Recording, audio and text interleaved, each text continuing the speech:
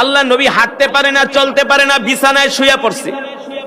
এত অসুস্থ হয়ে গেলেন আল্লাহ নবী, মসজিদে পর্যন্ত যাইতে পারে না। এমন ভাবে আল্লাহ নবীকে ইহুদিরা জাদু করছে, চিন্তা করা যায়?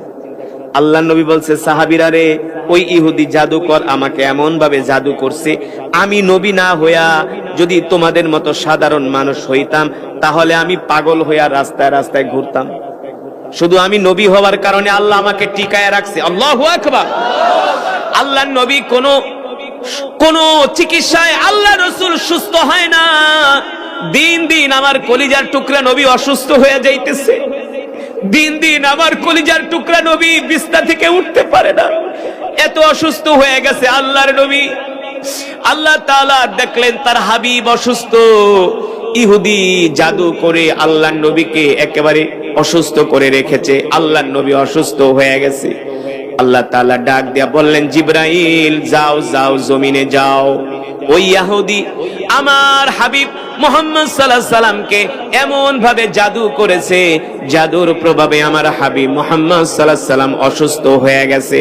ও জিবরাইল যাও, পৃথিবীর কোন ডাক্তার, কোন চিকিৎসা আমার হাবিবকে ভালো করতে পারবে না।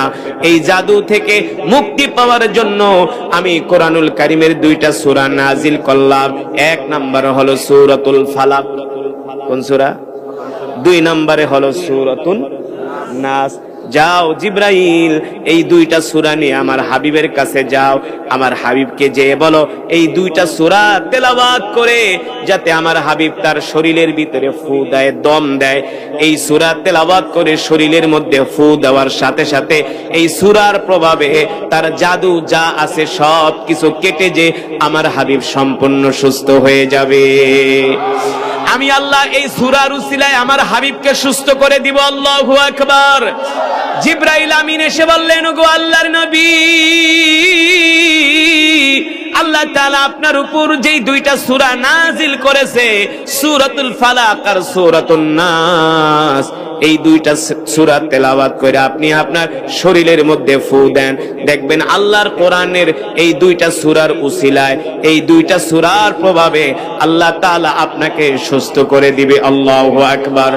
আল্লাহ নবী সূরাতুল ফালাক আর সূরাতুন নাস পড়ে শরীরের মধ্যে ফু দিলেন, সাথে সাথে আল্লাহর নবী সুস্থ হয়ে গেছে।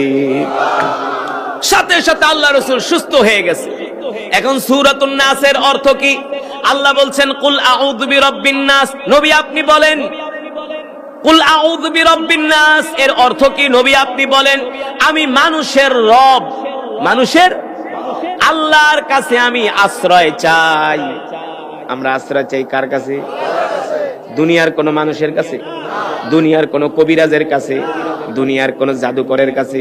আমরা কার কাছে আশ্রয় চাই? দেখেন আল্লাহ তাআলা কত সুন্দর করে আমাদেরকে বুঝাই দিতেছেন, কুল আউযু বিরাব্বিন নাস। নবী আপনি বলেন, আমি মানুষের রব আল্লাহর কাছে আশ্রয় চাই।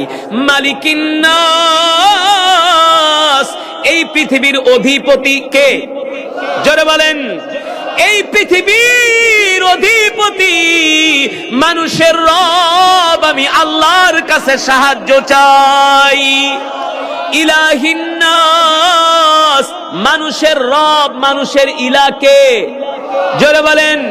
আমাদের ইলাহ আল্লাহ, আমাদের ইলাহ আল্লাহ তাআলা বলেন, নবী আপনি বলে দেন, ইলাহিন নাস, মানুষের ইলাহ, মানুষের রবের কাছে আমি সমস্ত অনিষ্টতা থেকে পানা চাই। এই হলো সূরা নাসের অর্থ। ও আল্লাহর বান্দারা, যেটা বলছিলাম, আবু জেহেল রাত 3টা বাজে আল্লাহর নবীর কোরআন শোনার জন্য বাইতুল্লাহ চলে যেত। শুধু আবু জেহেল না, আবু জেহেলের সাথে যত সাঙ্গ পাঙ্গ আছে তারাও আল্লাহর নবীর কোরআন শুনতে যাইতো। হঠাৎ এমন একদিন দেখা গেল রাত 3টা বাজে মক্কার সব যুবকরা যায়া বাইতুল্লাহর চতুর্পাশে দাঁড়ায়া দাঁড়ায়া রাত 3টা বাজে আল্লাহর নবীর জবানে কোরআন শুনতেছে। এই খবর যখন মক্কার জমিনে ছড়িয়ে গেল, মক্কার প্রতিটা মানুষ যখন জানতে পারলো, শোনো শোনো, রাত 3টা বাজে মুহাম্মদ ইবনে আব্দুল্লাহ মক্কার বাইতুল্লাহ এমন মধুর সুরে কোরআন পড়ে। চলো গো যুবকরা, ঘুমায়ও না। বাংলাদেশের যুবকরা রাত 3টা বাজে জায়গা যেমন করে আর্জেন্টিনা ব্রাজিলের ফুটবল খেলা দেখে, আর মক্কার যুবকরা রাত 3টা বাজে জেগে এক বন্ধু আরো 10 বন্ধুকে দাওয়াত নিয়া আল্লাহর জমিনে কোরআন শুনতো। আল্লাহ রসুলের জবানে কোরআন শুনতো মক্কার যুবকরা। এই দৃশ্য যখন চলতে লাগলো, আবু জেহেল দেখলো মক্কার কোন যুবক আর রাত্রবেলা ঘুমায় না, সবাই মুহাম্মদের কোরআন শুনতে আসে। আবু জেহেলদের মাথা খারাপ হয়ে গেল। তারা মিটিং এ বসলো, শোনো, এইভাবে আর চলতে দেওয়া যায় না, এইভাবে আর চলতে দেওয়া যায় না। মক্কার যুবকরা যেইভাবে কইরা মুহাম্মদের কোরআন শুনতেছে, এইভাবে যদি কোরআন শুনে, আর কিছুদিন পরে আর মক্কার জমিনে একজন কাফেরও খুঁজে পাওয়া যাবে না। সব যুবকগুলো কালেমা পড়ে মুসলমান হয়ে যাবে। তাহলে কি করা যায়? এখন থেকে এমন আইন করো যাতে করে আর মুহাম্মদের কোরআন শুনতে কেউ না যায়।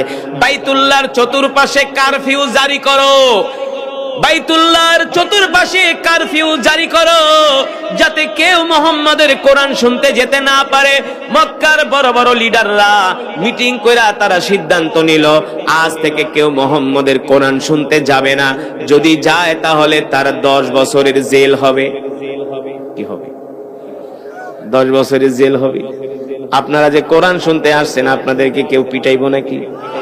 কেউ মারবো নাকি? কেউ হুমকি দামকি দিছে নাকি? হুমকি দামকির দিন শেষ না। বাংলাদেশে এমন অবস্থা ছিল, মাহফিল পর্যন্ত করতে দেয় নাই। মাহফিলের অনুমতি আনতে গেলে ওসি আর ডিসির পায়ের ভিতরে 5 কেজি সরষের তেল মাখতে হইছে। এটা আবু জেহেলের চেয়ে নিকৃষ্ট, ঠিক কিনা বলেন? যারা যুগে যুগে ওয়াজ মাহফিল নিয়া, ধর্মীয় মাহফিল নিয়া যারা এই সমস্ত কাজ করবে, তাদেরও কিন্তু আবু জেহেলের মতো পরিণতি হবে। কথা বল। আল্লাহর কোরআনের মাহফিল নিয়েও শান্তি নাই বাংলাদেশে। প্যান্ডেল বন্ধ করে দিত, মাইক বন্ধ করে দিত, হুজুরকে কইতো হুজুর মাহফিলে আইবেন না। ওরা আবু জেহেলের চেয়েও খারাপ। আবু জেহেল কাফের হয়েও কোরআন শুনতে যাইতো। দেখেন কিভাবে যায়। আবু জেহেল নিজের হাতে নোটিশ লেখলো, বাইতুল্লাহ নোটিশ লেখা টানায় দাও কাবার দেয়ালের পাশে, আজ থেকে কেউ মুহাম্মদের কোরআন শুনতে আসবে না। আসলে কয় বছরের জেল? 10 বছরের। মক্কার গলিতে মাইকিং করে দিছে, অ্যানাউন্স করে দিছে, এই সাবধান, কেউ মুহাম্মদের কোরআন শুনতে যাবা না, গেলে কিন্তু 10 বছরের জেল। আবু জেহেল যখন এই আইন করলো, মক্কার মানুষগুলো ভয়ে থরথর করে কাঁপতেছে। মক্কার মধ্যে সব মানুষগুলো ভয়ে ভীত সন্ত্রস্ত হয়ে গেছে। আজ থেকে আর মুহাম্মদের কোরআন শুনতে যাওয়া যাবে না। এক যুবক আরেক যুবককে বলে, দোস্ত, মুহাম্মদের কোরআন শুনতে কত ভালো লাগতো, কিন্তু বড় বড় নেতারা আইন করছে আর মুহাম্মদের কোরআন শুনতে যাওয়া যাবে না। মক্কার মানুষদের ভিতরে ক্ষোভ, মক্কার মানুষদের ভিতরে রাগে ক্ষোভে তারা ফুঁসে উঠেছে আবু জেহেলের বিরুদ্ধে। আবু জেহেল কোরআন শুনতে যেতে দিবে না। মক্কার যুবক তারা কাফের হয়ে দেখেন, বলতেছে আবু জেহেল আমাদেরকে কোরআন শুনতে যেতে দিবে না। মক্কার যুবকরা খেপে গেছে, কয় সুযোগ পাইলেই হইছে, একবার মুহাম্মদের হাতে হাত রেখে কালেমা পড়ে মুসলমান হয়ে যাবো। জোরে বলেন সুবহানাল্লাহ, আরো জোরে বলেন সুবহানাল্লাহ।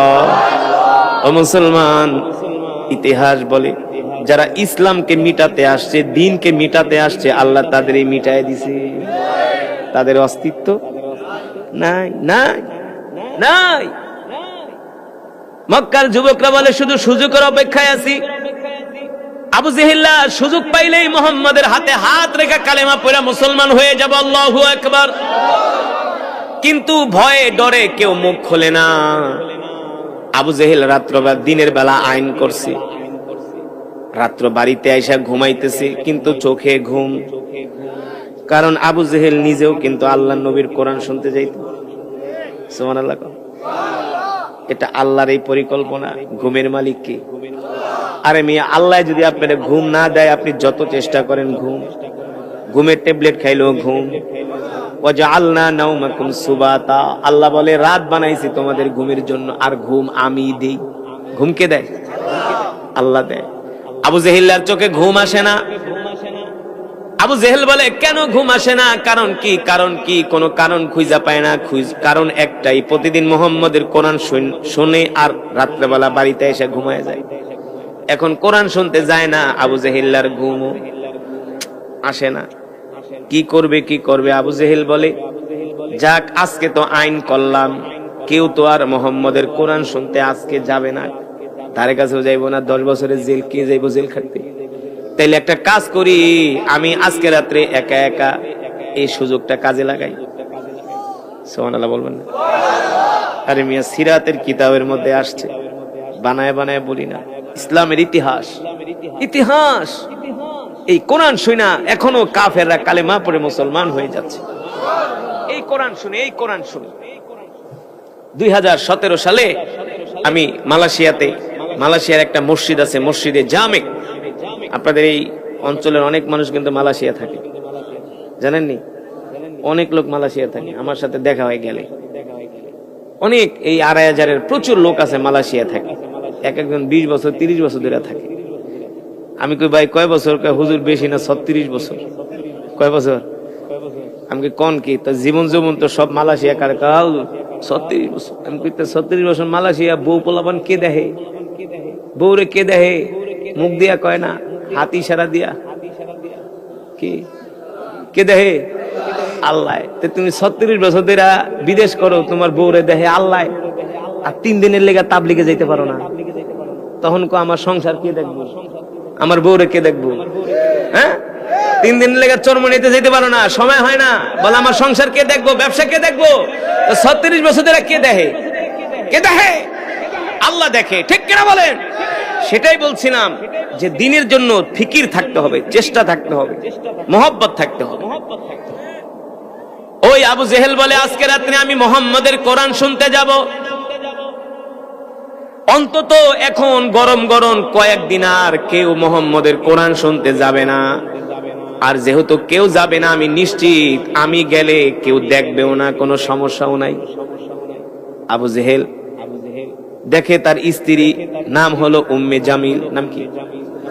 আবু জেহেলের স্ত্রীর নাম? সাংঘাতিক ধরনের মহিলা আছে, মহিলা নেত্রী। মহিলা আমগো বাংলাদেশে দেখবেন কিছু মহিলা নেত্রী আছে, পুরুষের আগে আগে মিছিল করে, আছে না?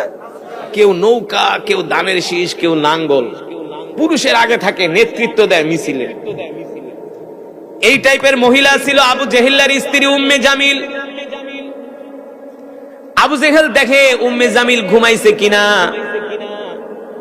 উম্মে জামিলও এমন শয়তান মহিলা। আবু জেহেল, তুমি মুহাম্মদের বিরুদ্ধে আইন করছো, কেউ যদি মুহাম্মদের কোরআন শুনতে না যায়, কিন্তু তুমি তো প্রতিদিন মুহাম্মদের কোরআন শুনতে যাইতা। এই কথা যদি আমি মক্কার মানুষদেরকে বলি, তাহলে তো তোমার নেতাগিরি শেষ। উম্মে জামিলকে, আবু জেহেল তুমি আজকে রাত্রে কেন ঘুমাও না? আমি তো তোমারে ভালো করে চিনি, কারণ তোমার সাথে আজকে 50 বছর ধরে সংসার করি। আপনার আমার চরিত্র কেমন এটা দুনিয়ার কেউ না জানলেও কিন্তু ঘরের সে জানে আপনার আমার দুর্বলতা কোথায় আছে। উম্মে জামিল ঘুমের ভান ধইরা শুয়ে আছে, আসলে ঘুমায়। আবু জেহেল দেখে এটা ঘুমাইছে নাকি, দেখে চোখ বন্ধ করে রাখছে। আবু জেহেল কাহা মনে হয় ঘুমাইছে, আসলে ঘুমায় নাই। আবু জেহেল কম্বল 2টা পেঁচায়া, শীতের রাত, আরে মেয়ে এমন শীত না, আরবের শীত কিন্তু হাড্ডির ভিতরে বসে যায়, এত ঠান্ডা আরবে। আরো তো সেই 1450 বছর আগে, এখনকার কথা। এখন যদি এমন ঠান্ডা হয়, তা 1450 বছর আগে কেমন অবস্থা ছিল?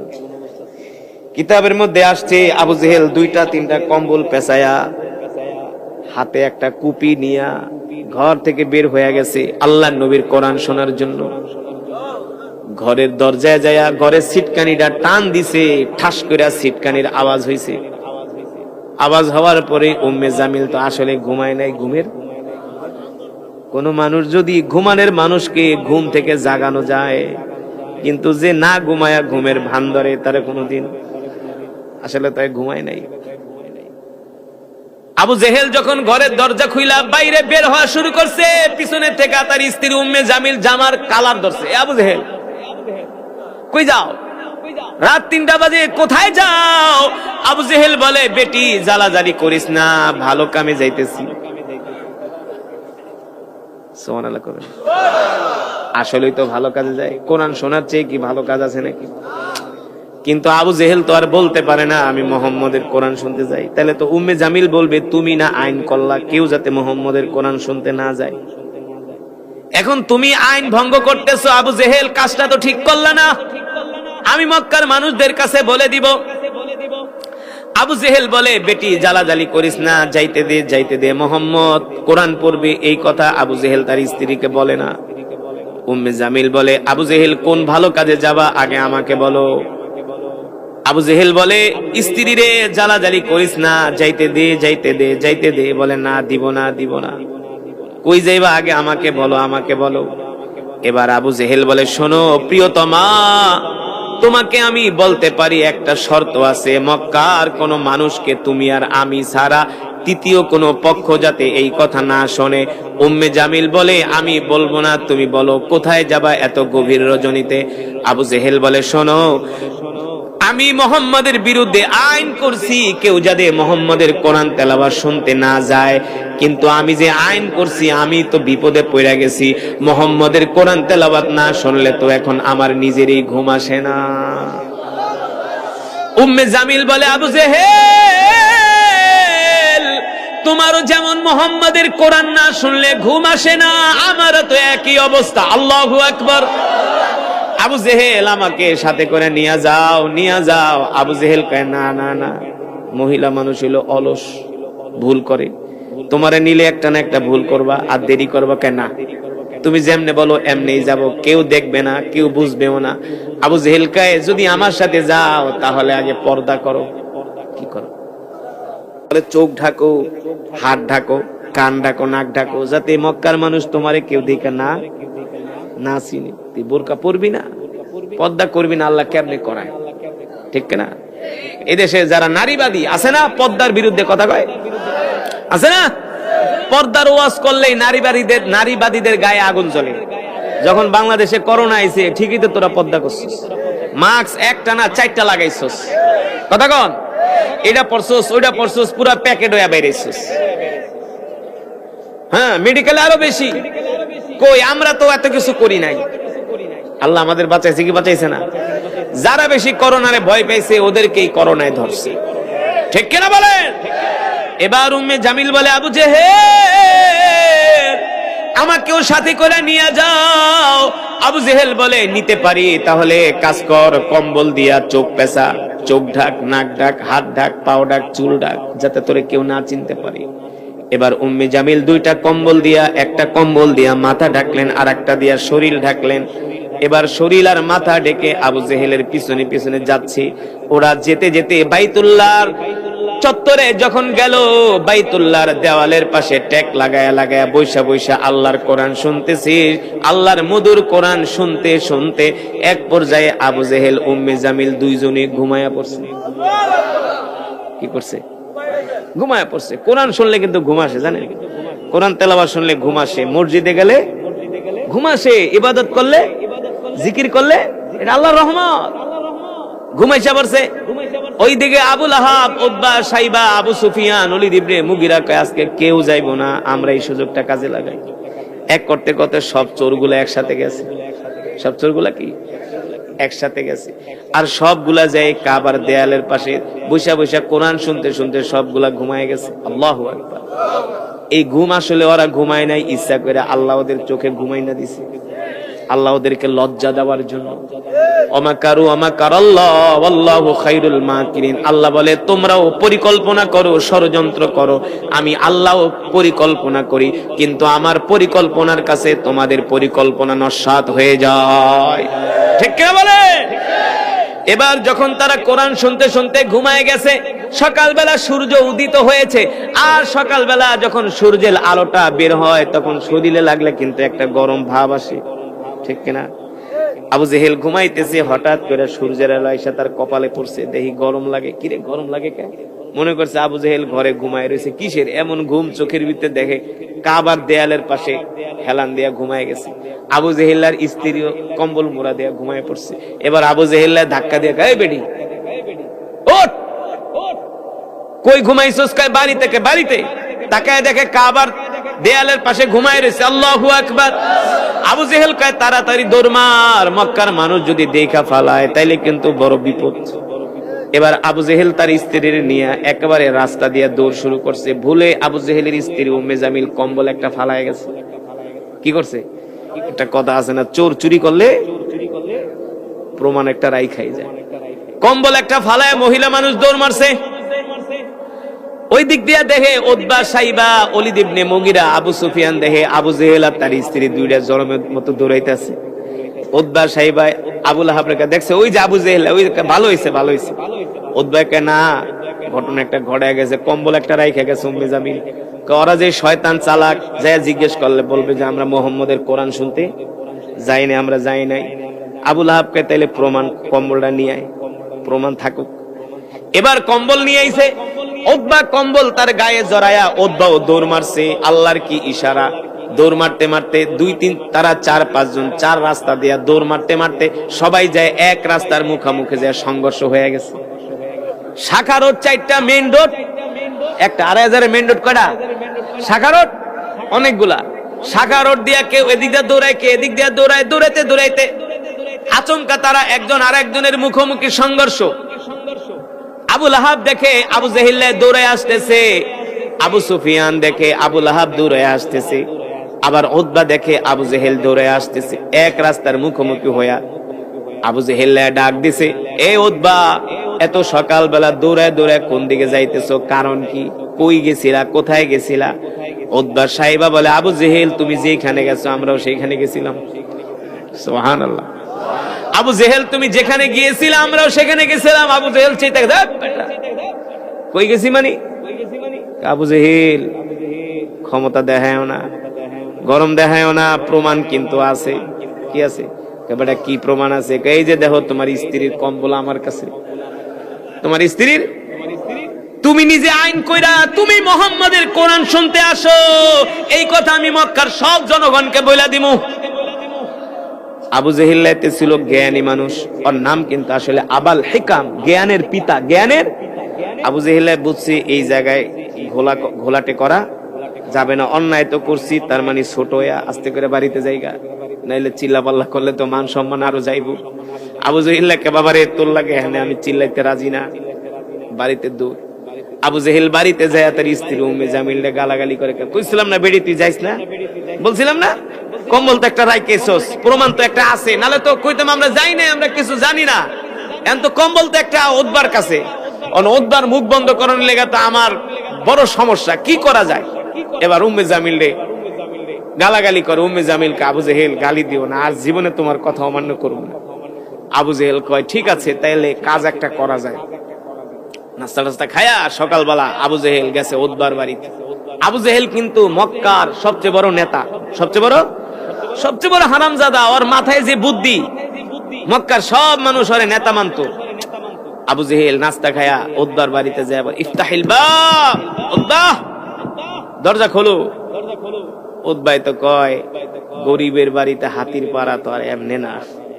আবু জেহেল তুমি এত বড় নেতায় আমার বাড়িতে আইছো, তুমি তো আমার বাড়িতে আসার লোক না, তুমি যে কেন আইছো বুঝছি। এবার আবু জেহেল উতবার বাড়িতে যায়, উতবা বয় তোর সাথে কথা আছে। লিডার এত সকালবেলা আমার বাড়িতে আসলেন, কেন আইছি ওটা তুই নিজেও জানোস।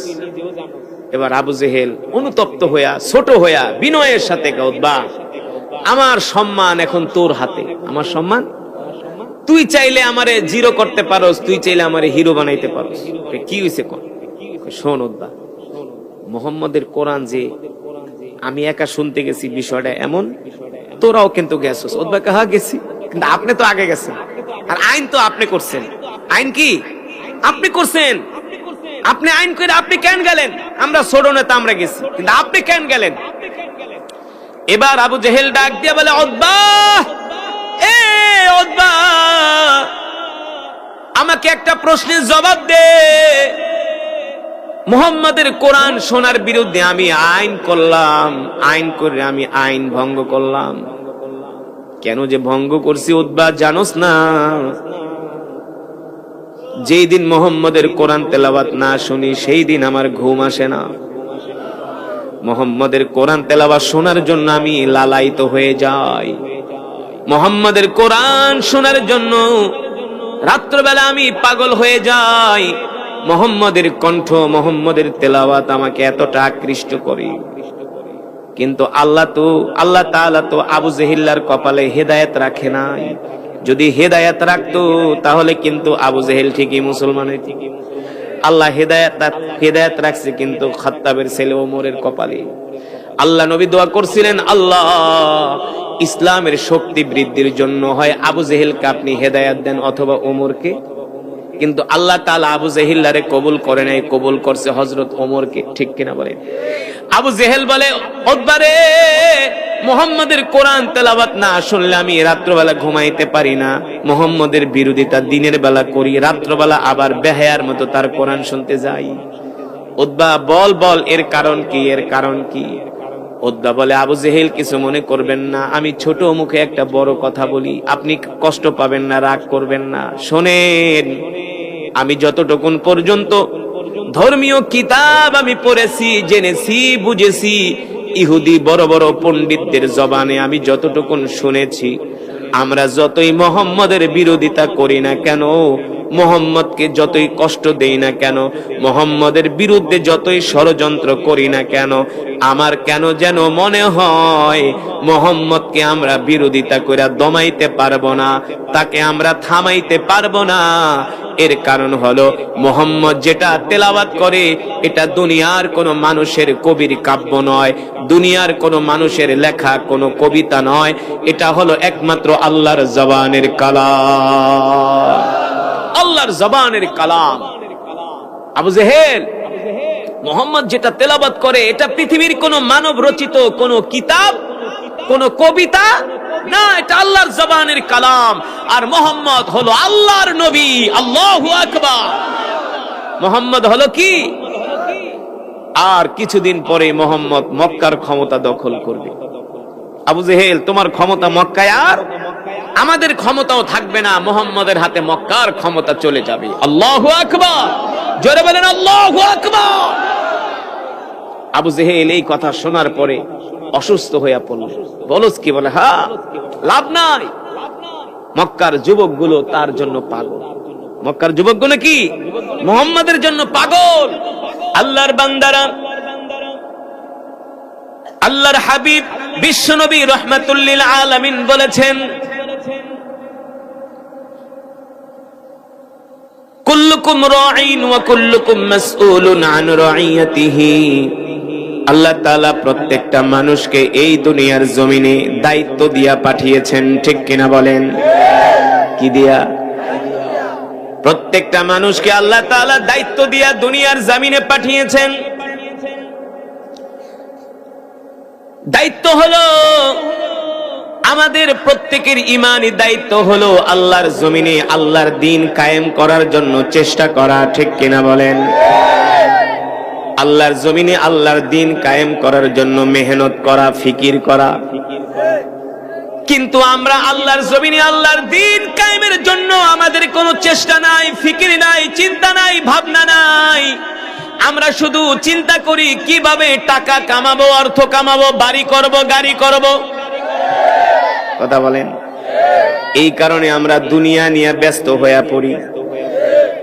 ফজরের সময় মানুষ উইঠা নামাজ না পড়া ব্যবসা করার জন্য চলে যায়।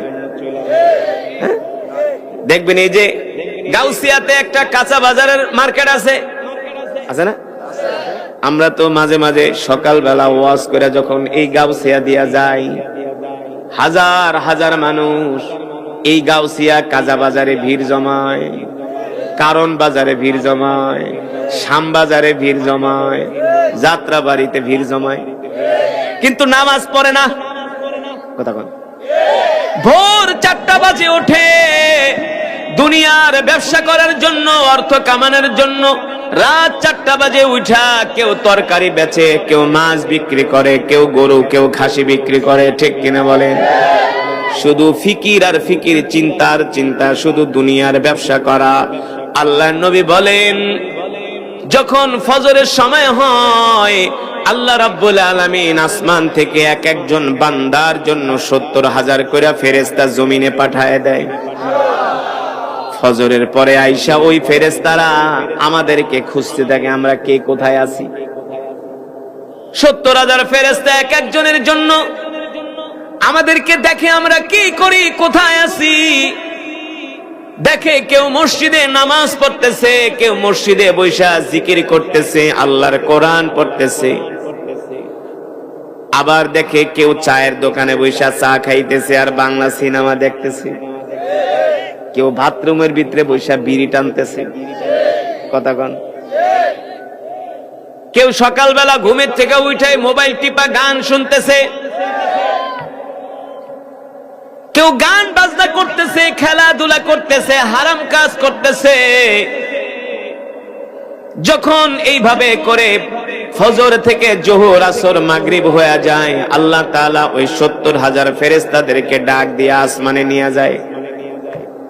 এবার আসমানে নেওয়ার পরে আল্লাহ রাব্বুল আলামিন জিজ্ঞেস করে, এ ফেরেশতারা, আমি তোমাকে আব্দুর রহমানের জন্য পাঠাইছিলাম, কামাল উদ্দিনের জন্য পাঠাইছিলাম, জামাল উদ্দিনের জন্য পাঠাইছিলাম। তোমরা দুনিয়ার জমিনে যায়া আমার আব্দুর রহমানকে কোন অবস্থায় দেখছো?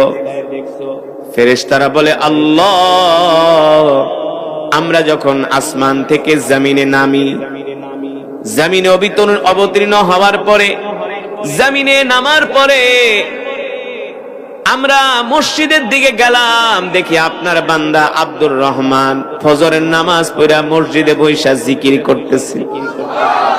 জোরে বলেন সুবহানাল্লাহ। আল্লাহ তাআলা ডাক দিয়া বলে, ফেরেশতারা রে, তোরা সাক্ষী থাক, আমার বান্দাকে কোন অবস্থায় দেখছস? তখন আব্দুর রহমানের জন্য যে 70,000 ফেরেশতা আল্লাহ দুনিয়ার জমিনে পাঠাইছে, আল্লাহ নবী বলে, আল্লাহ তাআলার এত ফেরেশতা, এত ফেরেশতা, এই 70,000 ফেরেশতা দুনিয়াতে একবার আসার এই চান্স পাইছে, আর কোনোদিন সুযোগ পাবে না। কারণ আল্লাহ রাব্বুল আলামিন এত ফেরেশতা বানায় রাখছে, তারা শুধু দুনিয়াতে একদিনের জন্য ডিউটি করার শিডিউল পাইছে, আর কোনোদিন তারা দুনিয়াতে আসতে, কারণ তাদের পরেও আরো ফেরেশতাদের crore crore million trillion trillion ফেরেশতাদের শিডিউল আছে। সুবহানাল্লাহ বলেন। আল্লাহ তাআলা ডাক দিয়ে বলে, ফেরেশতারা বল বল বল, আমার আব্দুর রহমান, আমার কামাল উদ্দিন, জামাল উদ্দিন রে কোন অবস্থায় দেখছস? ফেরেশতারা ডাক দিয়া বলে, আল্লাহ, আপনার আব্দুর রহমান ফজরের নামাজ পড়া মসজিদে বৈশা জিকির করতেছে, আপনার কামাল উদ্দিন কোরআন পড়তেছে, আপনার জামাল উদ্দিন বৈশা বৈশা কোরআন হাদিস শিখতেছে। আল্লাহ তাআলা ডাক দিয়া বলে, এ ফেরেশতারা, তোদের 70,000-এর দায়িত্ব হলো, যেহেতু আমার বান্দাকে নেক আমল অবস্থায় দুনিয়ার জমিনে দেখছস, ভালো কাজ করা অবস্থায় দেখছস, তোদের দায়িত্ব হলো কিয়ামত পর্যন্ত আমার বান্দার জন্য তোরা ফেরেশতারা 70,000 ফেরেশতারা কিয়ামত পর্যন্ত মাগফিরাতের দোয়া করতে থাকবি। জোরে বলেন সুবহানাল্লাহ। তোরা ফেরেশতারা এক সেকেন্ডের জন্য বিরত হতে পারবি না। এই 70,000 ফেরেশতা কিয়ামত পর্যন্ত আমার বান্দার জন্য দোয়া করতে থাকবি। আল্লাহু আকবার। এবার বলেন, যে ফেরেশতারা 70,000 ফেরেশতা যদি আপনার জন্য আমার জন্য দোয়া করে, আল্লাহ জান্নাত দিবে কি দিবে না? দিবে কি দিবে না? ওই 70,000 ফেরেশতা বলতেছে, আল্লাহুম্মা গফির ওয়ারহাম, আল্লাহ গো, আপনার বান্দাকে আমরা নেক আমল অবস্থায় দেখছি, আপনার বান্দাকে আমরা নামাজ অবস্থায় দেখছি, জিকির অবস্থায় দেখছি, তাসবিহ তাহলিল পড়া অবস্থায় দেখছি, আমরা ফেরেশতারা তার জন্য দোয়া করতেছি, আল্লাহ আপনি তাকে ক্ষমা করে দেন। আল্লাহ রাব্বুল আলামিন বলে, বান্দারে, আমার এই 70,000 ফেরেশতারা তোদের জন্য দোয়া করতেছে, যদিও তোরা দুনিয়াতে ভুলে শয়তানের ধোকায় পড়ে কোনো গুনাহ করে ফেলস, ওই 70,000 ফেরেশতাদের দোয়ার কারণে আমি আল্লাহ তোদের সব গুনাহগুলো ক্ষমা করে দিয়া জান্নাত নিশ্চিত করে দিব। আর যারা দুনিয়াতে গুনাহ করে, নাফরমানি করে, ফেরেশতারা ডাক দেয়, আল্লাহ তাআলা ডাক দিয়ে বলে, এ ফেরেশতারা বল বল আমার অমুক বান্দারে অমুক কোন অবস্থায় দেখছস? তখন ফেরেশতারা বলে, আল্লাহ সারাদিন আপনার বান্দার পিছনে ঘুরলাম, দেখি আপনার বান্দা চার দোকানে বসে চা খায়, সিনেমা দেখে, নাটক দেখে, ক্রিকেট খেলে, ফুটবল খেলে, মোবাইলে হারাম জিনিস দেখে, হারাম কাজ করে। একটা ভালো কাজ, নেক কাজ অবস্থায় আমরা ফেরেশতারা তাদেরকে দেখি নাই। এই কথা যখন বলে আসমানের মালিক, জমিনের মালিক তখন কষ্ট পায়। আসমানের মালিক, জমিনের মালিক তখন কষ্ট পায়। এই যে আমি কোরআনুল কারীম পড়ছি, আপনারা শুনছেন না? এই যে কোরআনের মজমায় বসে আছেন, মাগরিবের পরে যেই ফেরেশতারা দুনিয়াতে আসছে তারা ফজর পর্যন্ত থাকবে। তারা কিন্তু আয়েশা দেখছে আমরা কোরআন শুনতেছি, সুবহানাল্লাহ বলেন। ওই ফেরেশতারা আমাদের জন্য কিয়ামত পর্যন্ত দোয়া করতে থাকবে। আল্লাহু আকবার। ও মুসলমান, শুধু এখানেই শেষ নয়, আজকে যারা কোরআনের মজমায় আসছেন সকলেই এক খতম করে করে কোরআনুল কারীমের সওয়াব পেয়েছেন। কয় খতম? কিভাবে বলেন তো, বলতে পারবেন? মাশাআল্লাহ। কোন সূরা পড়ছি? কুল হু আল্লাহ। আমার শ্রোতাগুলো অনেক চমৎকার, আল্লাহ তাদের উপর রহম করেন। খুব মন দিয়া শুনছেন। আমি সূরাতুল ইখলাস 3 বার পড়েছি। সাহাবী আবু সাঈদ আল খুদরি রাদিয়াল্লাহু তাআলা আনহু থেকে হাদিসটি বর্ণিত। তিরমিজির বর্ণনায় আসছে, আল্লাহর নবী বলেন, কেউ যদি সূরাতুল ইখলাস 3 বার তেলাওয়াত করে আল্লাহ তাআলা তার আমলনামায় পূর্ণ এক খতম কোরআনুল কারীমের সওয়াব দান করে। ও মুসলমান, আল্লাহর বান্দারা, আল্লাহর গোলামেরা, আপনারা তো কোরআন শোনার জন্য রাত 10টা বাজে 11টা বাজে কোরআনের মজমায় আসছেন, কিন্তু জানেননি এই কোরআন তেলাওয়াত শোনার জন্য মিস্টার আবু জেহেল, কি আল্লাহর নবীর আবু জেহিল্লা, আবু জেহিল্লা, হ্যাঁ ঠিক আছে, ওদেরকে ওদের নাম নিলেও নামের ভিতরে একটা ঘৃণা থাকবে। এটা হলো ঈমানের আলামত। কি থাকবে? ঘৃণা থাকবে। আবু জেহেল রাত 3টা বাজে উঠে আল্লাহর নবীর জবানে কোরআন শোনার জন্য বাইতুল্লাহে চলে যেত। সুবহানাল্লাহ বলেন।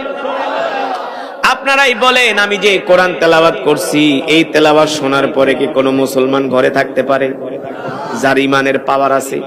বলেন পারে? পারে না। এখানে যদি কোনো গানের অনুষ্ঠান হইতো তাহলে গরু খাওয়া মুসলমানগুলো অপেক্ষা করত কোন শিল্পীর পরে কোন শিল্পী গান গাইব, হ্যাঁ, কোন শিল্পীর পরে কোন শিল্পী গান গাইবে, কার পরে কোন মহিলা নাচবে, এটা দেখার জন্য পাগল হয়ে যাইতো। ঠিক কিনা বলেন?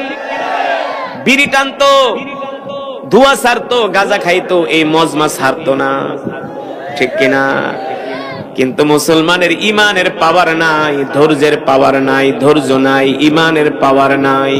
যদি ঈমানের পাওয়ার থাকতো আল্লাহর কোরআন শোনার জন্য মুসলমান ফজর পর্যন্ত অপেক্ষা করত, ফজর পর্যন্ত অপেক্ষা করত। কারণ সাহাবায়ে কেরাম রিদওয়ানুল্লাহি তাআলা আলাইহিম আজমাইন আল্লাহর নবীর মজমায় আয়েশা রাত পার করে দিছে।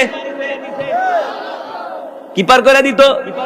রাত পার করে দিত। অনেক সময় সাহাবীরা আল্লাহর নবীর পিছনে এশারের নামাজ আদায় করতে আসতো। আল্লাহর নবী দিনের দাওয়াত দিতে বাইরে গেছে। আল্লাহর নবীর অনেক সময় আসতে আসতে অনেক রাত হয়ে গেছে, 10টা 11টা 12টাও বেজে গেছে, সাহাবীরা যায় নাই। আল্লাহর নবীর পিছনে তারা নামাজ পড়ে গেছে। আর আমরা হইলে কি করতাম? এই তুই দাঁড়া, দাঁড়া, নামাজ পড়ে যাই গা, হুজুরের লেগে দেরি করবো না। অথচ আল্লাহ রাসূল বলেছেন, ইন্নাল উলামা ওয়ারাসাতুল আম্বিয়া, উলামায়ে কেরাম হলো নবীর ওয়ারিস। ঠিক কিনা বলেন? আল্লাহর নবী বলে, উম্মত আমি যখন দুনিয়াতে থাকবো না তোমরা আমার ওয়ারিস, আমার আলেমদেরকে ভালোবাসবা। ঠিক কিনা বলেন? কেউ যদি আলেমদেরকে ভালোবাসে আল্লাহর নবী বলেন সে আমাকে ভালোবাসলো। কেউ যদি কোনো আলেমকে কষ্ট দিল সে আমি নবীকে কষ্ট দিল। ঠিক কিনা বলেন? উলামায়ে কেরামের মজমায় যদি না আসেন, উলামায়ে কেরামের কথা যদি না শোনেন, তাহলে আপনাদেরকে কোরআনের বয়ান কে শোনাবে বলেন? এবার আসেন আল্লাহর বান্দারা, আল্লাহ তাআলা সূরা নাস কেন নাজিল করলো, কোন প্রেক্ষাপটে, কোন পরিস্থিতিতে, কোন কারণে আল্লাহ নাজিল করলো? জানার দরকার আছে কি আছে না? সম্মানিতা মা বোনরা, আপনারাও ভালো করে খেয়াল করবেন।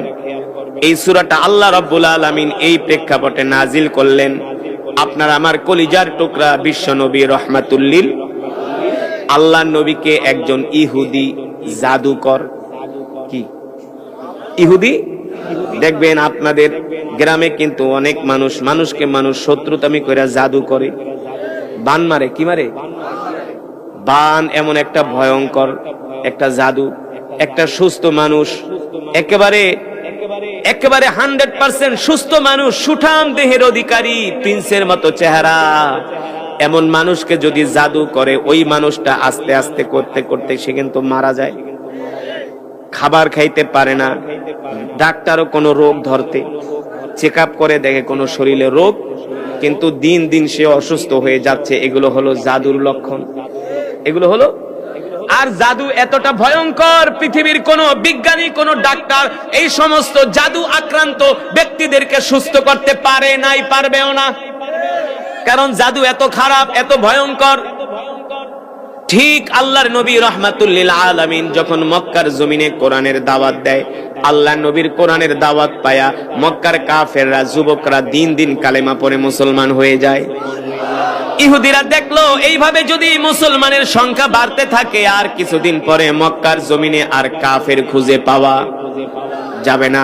তাহলে কি করো, মুহাম্মদকে দুনিয়ার জমিন থেকে বিদায় করে দাও।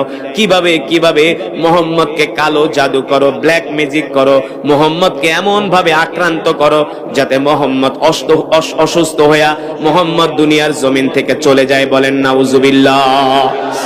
ইতিহাস সাক্ষী, যুগে যুগে কালে কালে যারাই কোরআনের বিরোধিতা করছে, আল্লাহ ওদের 14 গোষ্ঠী সুদা ধ্বংস করে দিয়েছে। ওই যে আবু জেহিল্লা, কে আবু জেহিল্লা? আমার নবীকে এমন কোন কষ্ট নাই আবু জেহেল দেয় নাই। আজকে ওর বাড়িতে আল্লাহ বাথরুম বানাইছে।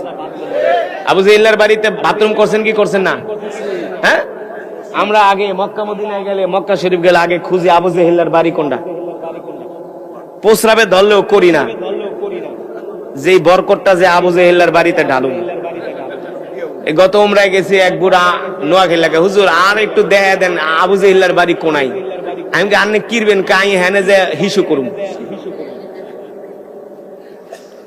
আল্লাহর কোরআনের বিরোধিতা করার কারণে এই বেইজ্জতি, ঠিক কিনা বলেন? মুসলমান, আমি যেটা বলছিলাম আপনাদের মনে আছে কিনা? আপনারা কোরআন শুনতে আসছেন রাত 10টা, 11টা, 9টা, 7টা, 8টা, 6টা, কিন্তু যে আবু জেহিল্লার কথা বললাম, এই আবু জেহেল আল্লাহর নবীর জবানে কোরআন শোনার জন্য রাত 3টা বাজে বাইতুল্লাহ যেত। কয়টায়? আর এখন বাজে কয়টা? এই 11টা বাজে। এখনই তো আমরা একেবারে কোমর ব্যথা হয়ে গেছি, ঠ্যাং ব্যথা হয়ে গেছি,